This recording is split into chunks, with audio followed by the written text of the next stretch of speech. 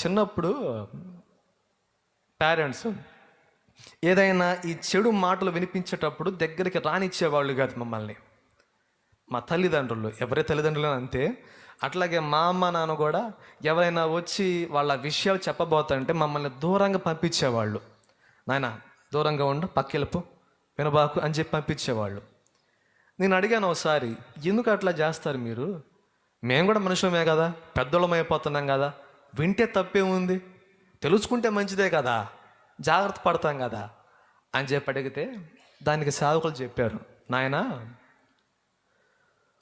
పాపం అనేది మనకు అర్థం కాదు. అది ఎక్కడ పట్టుకుంటుందో, ఎలా పట్టుకుంటుందో, అది ఎలా మనల్ని లాగిద్దన్న విషయం మనకు తెలియదు.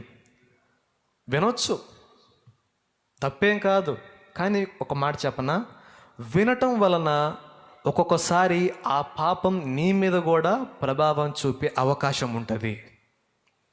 వినటం వల్ల ఆ పాపం ఒక్కొక్కసారి నీ మీద కూడా ప్రభావం చూపే అవకాశం ఉంటుంది. ఈరోజు అన్న నీ మాటలు నన్ను ప్రభావితం చేస్తున్నాయి అన్న అని చెప్పి కొంతమంది అంటారు. అన్న శాలం అన్న నీ మాటలు నన్ను ప్రభావితం చేస్తున్నాయి, నన్ను నేను సరి చేసుకుంటున్నాను అన్న. పవన్ రాజు అన్న నీ మాటలు నన్ను ప్రభావితం చేస్తున్నాయి తమ్ముడు, అట్లా ఇట్లా అని చెప్తూ ఉంటారు.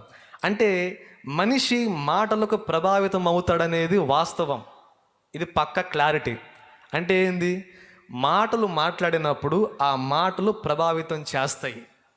అట్లాగే ఎవడైతే ఎక్కువగా ఈ చెడు మాటలు వినటానికి, చెడు వాటిని చూడటానికి, చెడు పనులు చేయటానికి ఎక్కువ వాని చెవిని అటువైపే పెడతాడో వాడు తొందరలోనే అటువంటి ప్రమాదంలో పడే అవకాశం ఉంటుంది.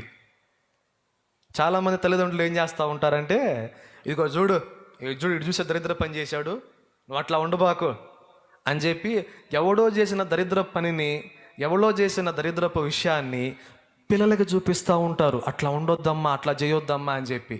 వీళ్ళు ఏం చేస్తారు, తల్లిదండ్రుల ముందేమో సరే అమ్మా, సరే నాన్న, తప్పకుండా అంతే ఉంటాం అంటారా, సరే అది చూసిస్తా నువ్వు నాన్న అని చెప్పి తీసుకుంటారు. తీసుకొని ఆ వీడియో నుంచి ఇంకో దాంట్లోకి వెళ్ళి ఇంక చివరికి ఏమైపోయిందంటే ఆ పాపము వీళ్ళే చేసేలాగా ఆ తల్లిదండ్రులని నేర్పుతున్నారు పిల్లలకి. ఏం నేర్పించాలి నీ పిల్లలకి నువ్వు? ఏం నేర్పించాలి నీ పిల్లలకి నువ్వు? అవి నేర్పించాలా? లేకపోతే నాయనా నువ్వు దేవుణ్ణి కలుసుకోవాలి, నువ్వు దేవునితో ఏకమవ్వాలి, నువ్వు ఒంటరిగా ఉండలే నాయన, ఈరోజు ఇక్కడ నేనున్నాను, మీ అమ్మ ఉంది, మీ నాన్న నేనున్నాను, రేపొద్దున నేను లేకపోతే నీకు దిక్కు ఆయనే, యేసు ప్రభుని పట్టుకో నాయన, ఆయన్ని కలుసుకో,